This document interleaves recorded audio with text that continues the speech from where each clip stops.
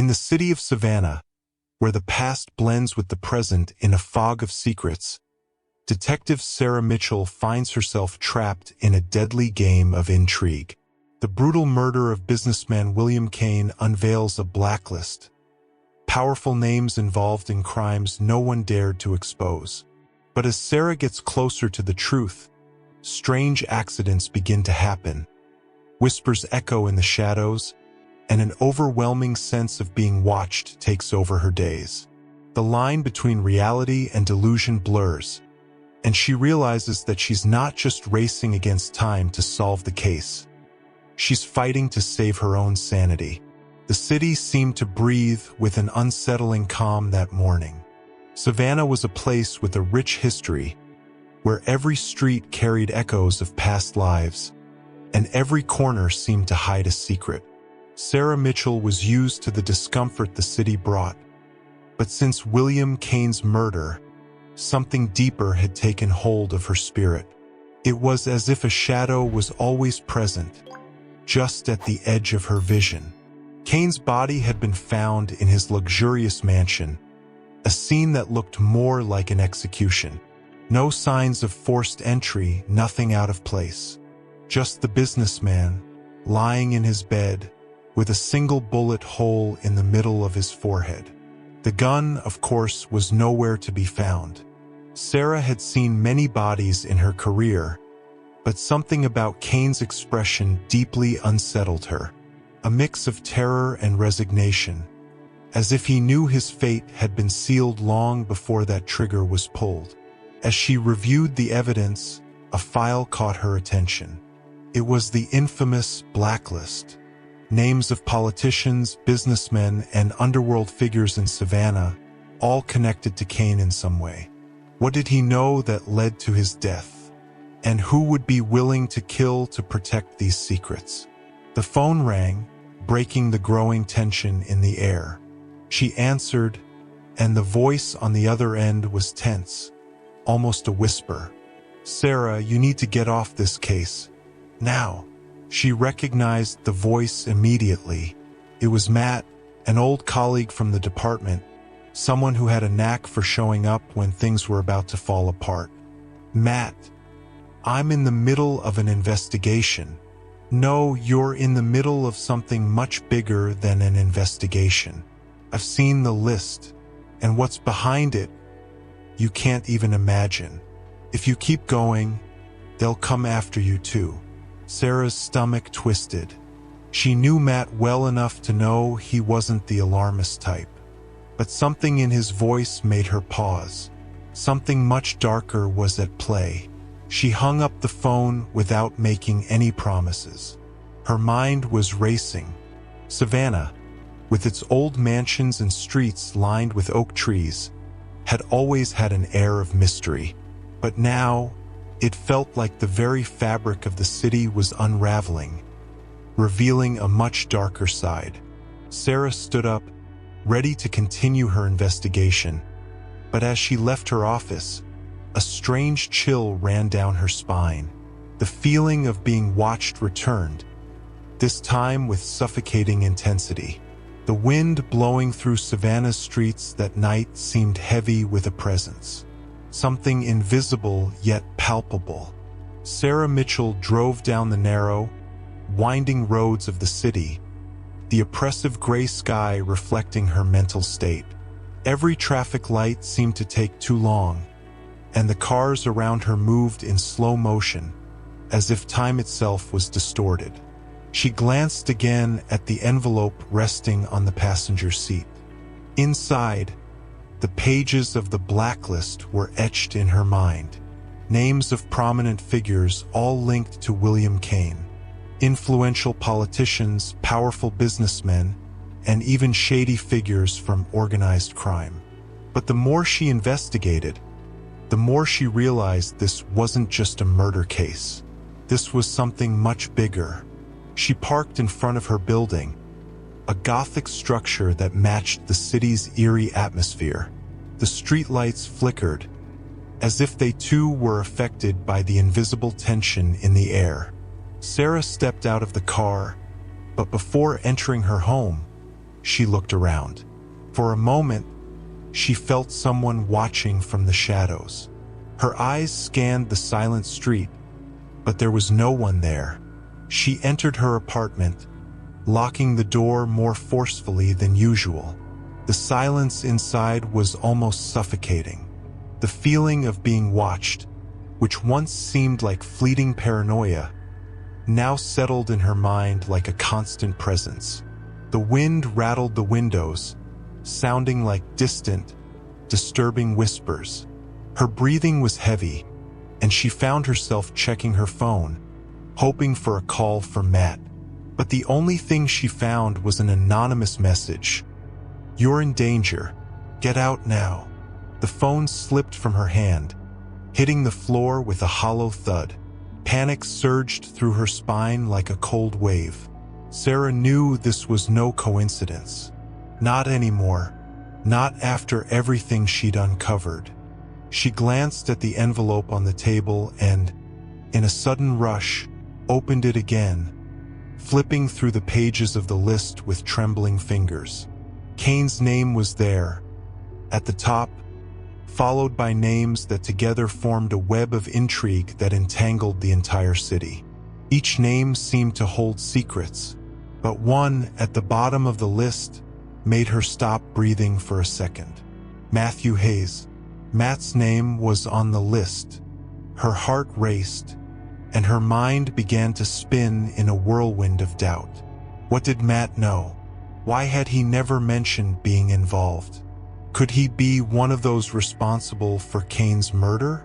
Or worse, was he trying to manipulate her? The sense of paranoia deepened with each new question. She grabbed the phone and tried calling him, but was only met with the irritating sound of a busy signal. She glanced around, feeling as though the walls of her apartment were closing in on her. The air seemed thick, suffocating. Then came the sound. A soft click, as if something had moved in the next room. Sarah froze. Her police instincts kicked into high alert. She walked slowly to the bedroom door, her heart pounding in her chest, each step an effort. Inside, the lights were off, and shadows danced with the faint light seeping through the windows. For a moment, she thought she saw a figure in the corner of the room, but when she blinked, the shadow vanished. Her heart raced, her breathing heavy. The tension was almost unbearable. It felt as though she was being tested, as if something or someone was toying with her mind. The psychological pressure was slowly crushing her sanity. She returned to the living room and sat on the couch, trying to gather her thoughts. Something was very wrong with all of this. Kane was dead, but the murder was only the tip of the iceberg. Sarah began questioning everything, her friends, her sources, even her own perception. Her mind was being manipulated, or perhaps she was slowly losing control. The isolation she felt wasn't just physical. It was mental, emotional, spiritual. Savannah, with its old mansions and haunted atmosphere, now seemed like a true labyrinth, a place where the past refused to die, and where the living were trapped in their own webs of secrets and lies. Sarah knew that if she continued on this case, she was walking towards something far more dangerous than a murderer. She was stepping into a territory where sanity was the first victim. The night wore on, and as the clock struck midnight, an overwhelming sense of despair gripped her. The voices in the wind grew louder, almost as if they were inside her head. The list still lay on the table, with its dark secrets, and the invisible presence in the apartment seemed to be creeping closer. The night felt longer than usual. Hours dragged on as Sarah Mitchell paced around the apartment, restless. The wind outside continued to rattle the windows, but now it seemed more insistent, almost like a constant wail. Every sound amplified the tension in her chest. Every shadow seemed to move when she turned her head. It was as if the city itself was alive, breathing, waiting for something. The phone rang again, and she answered with a racing heart, hoping to hear Matt's voice. But the silence on the other end was almost palpable. Just a faint, indistinct sound, like distant breathing, filled the line. Her fingers trembled, and she hung up, tossing the phone onto the table as if it were contaminated by something unseen. Sarah walked to the window and looked outside. The streets were empty. There was no sign of life except for the headlights of a car parked at the corner, barely visible in the shadows. A shiver ran down her spine. She knew that in Savannah, the darkness hid more than just the absence of light. She returned to the table and picked up the blacklist again. Now, Matt's name burned in her mind like a flame that couldn't be extinguished. The man she had known for years, who had always supported her through the hardest times, was now connected to that web of dirty secrets and blood. Sarah couldn't understand. It was Matt who had always told her to get off the case, to quit before it was too late. But what if he had only been trying to steer her away from the truth? A soft knock at the door made her jump. The sound cut through the tense silence of the room like a blade slicing through the air. She hesitated for a moment before walking to the entrance, her hand instinctively resting on the gun at her waist. "Who is it?" Her voice came out weaker than expected. No response. Cautiously, Sarah unlocked the door and opened it slightly. Outside, there was no one, just the darkness of the night and the cold wind sweeping down the hallway. But when she looked down, she saw something that made her heart stop for a second. A white envelope, identical to the one containing the list, lay there as if it had been placed with precise intention. She picked up the envelope, her fingers trembling as she opened it. Inside was a single photograph. It was a blurred image, hastily captured, showing the face of a man she would recognize anywhere. Matt. But he wasn't alone in the photo. Beside him stood a tall figure, cloaked in a black coat, the face obscured by the shadow of a hood. The image had been taken at a location she recognized immediately, William Kane's mansion, on the day of his death. The ground seemed to drop out from beneath her feet. Matt had been there. He was at Kane's house on the day of the murder. Sarah's head spun as the pieces of the puzzle began to fall into place in a grotesque way. Matt had lied. He had been involved all along. But why? What was he trying to protect? Before she could process what this meant, the sound of footsteps echoed down the hallway. Slow, heavy, as if someone was approaching. Sarah looked through the open door, but the hallway was empty. Her breathing quickened, and she slammed the door shut, locking it again in a hurry. The phone rang once more, cutting through the silence abruptly. She picked it up, her hand still shaking, and looked at the screen. No caller ID. This time, she hesitated before answering. "You're on the wrong path, Sarah." The voice was distorted, cold, emotionless. "Who are you?" Her voice came out in a whisper. "Someone who wants to keep you from sharing Kane's fate. Stop now, or you'll be next." The call was abruptly cut off, leaving Sarah in a state of absolute shock. Fear overtook her in a visceral way. The psychological isolation she had been feeling now transformed into pure terror. The walls of the apartment seemed to close in, and every shadow became an imminent threat. She turned, and that's when she noticed something that made her step back. In the living room mirror, there was something that shouldn't be there. The figure of a person behind her, a tall, still, shadowy presence. A scream caught in her throat as she turned to face the empty room. There was no one, but when she looked back at the mirror, the figure was still there. Sarah felt the ground disappear beneath her feet. The abyss was finally staring back at her. Her senses could no longer be trusted, and reality seemed to warp with every passing moment. The presence in the mirror felt like a manifestation of something much deeper, as if it were a reflection of her own despair and paranoia. With her heart pounding, she grabbed her gun and approached the mirror. Her mind screamed for her to stop, but the impulse to confront that vision overwhelmed her. When she was mere inches away, the figure in the mirror moved. She fell back, panic taking over. Her mind was no longer a safe place. The paranoia, the fear, the feeling of being constantly watched. Now they had reached their peak. The abyss had answered her call, and it was consuming her. Sarah felt the weight of the air around her as if every breath were a battle. The apartment walls, once familiar, now seemed to pulse with a presence she couldn't name. Something was watching her, she was sure. Something or someone, unseen, lurking in the shadows. She stood up, grabbed the photo of Matt and the hooded figure, and left the house without thinking.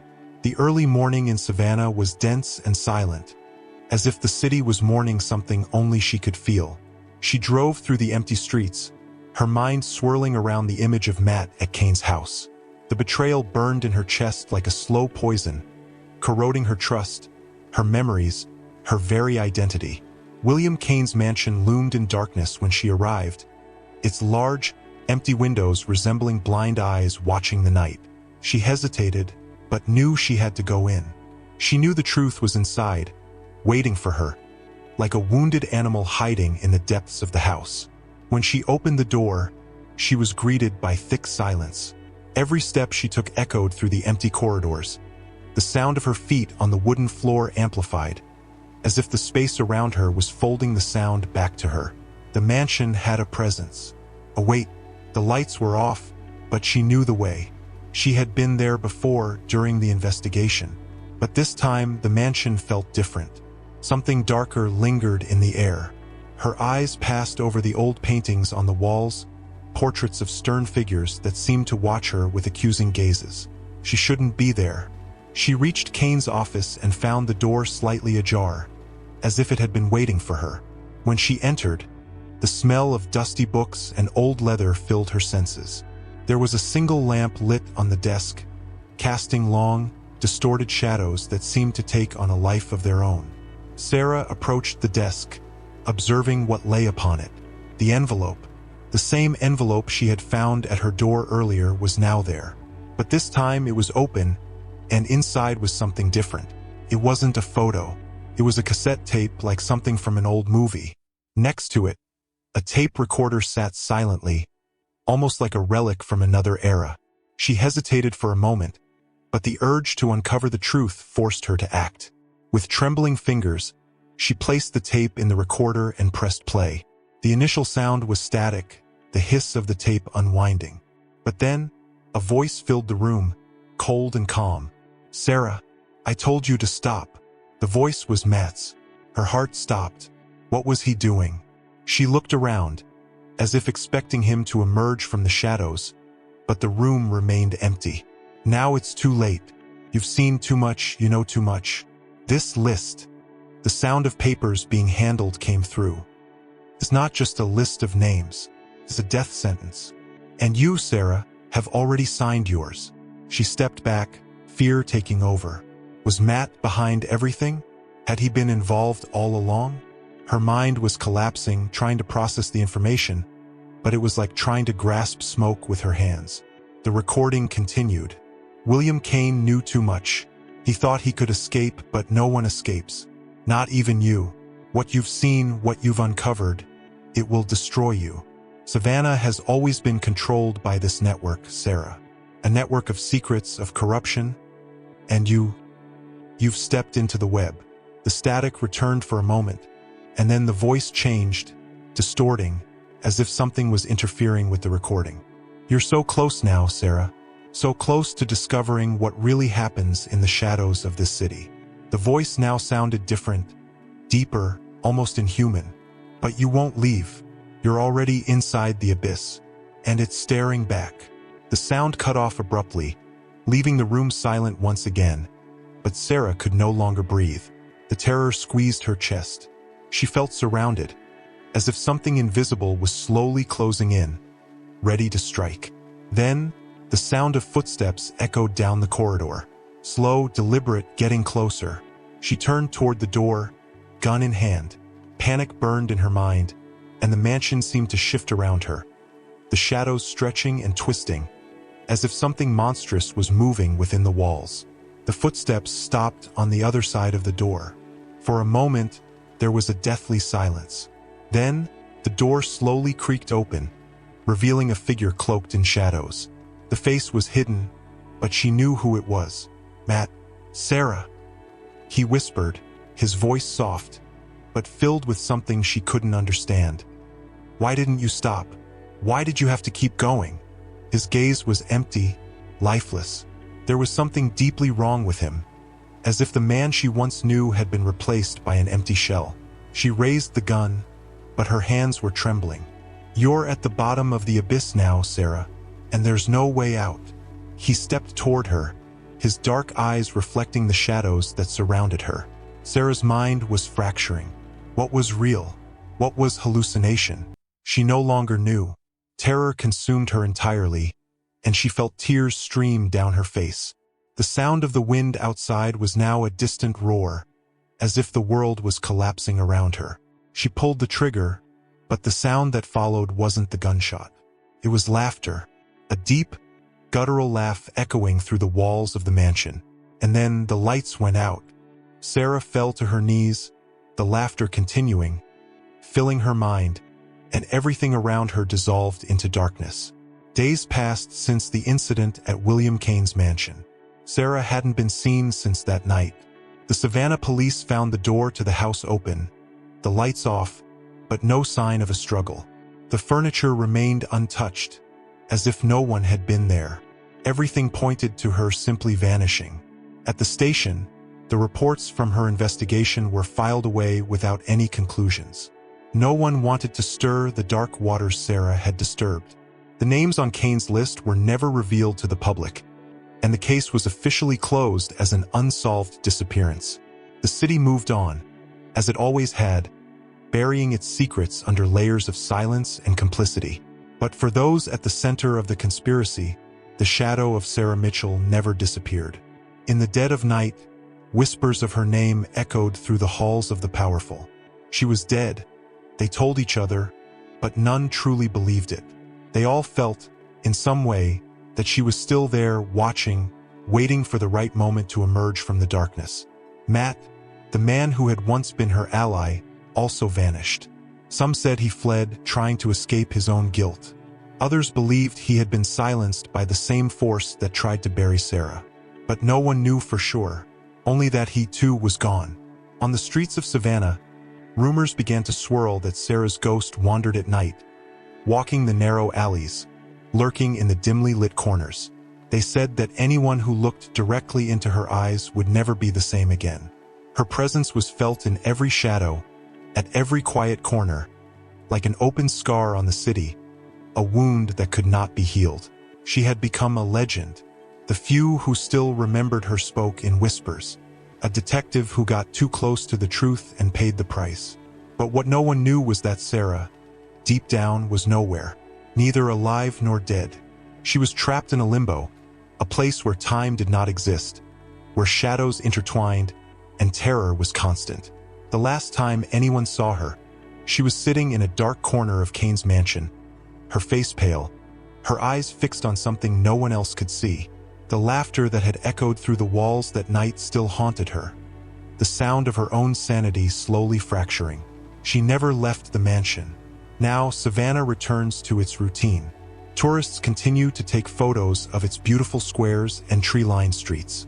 But some still feel the weight of something in the air, a sense that the city never forgets, that its secrets are still there, buried beneath the superficial shine of its history. And on windy nights, when the trees sway and the shadows seem longer than they should be, some swear they hear a whisper in the darkest corners. You're in the abyss now, and it will never let you go.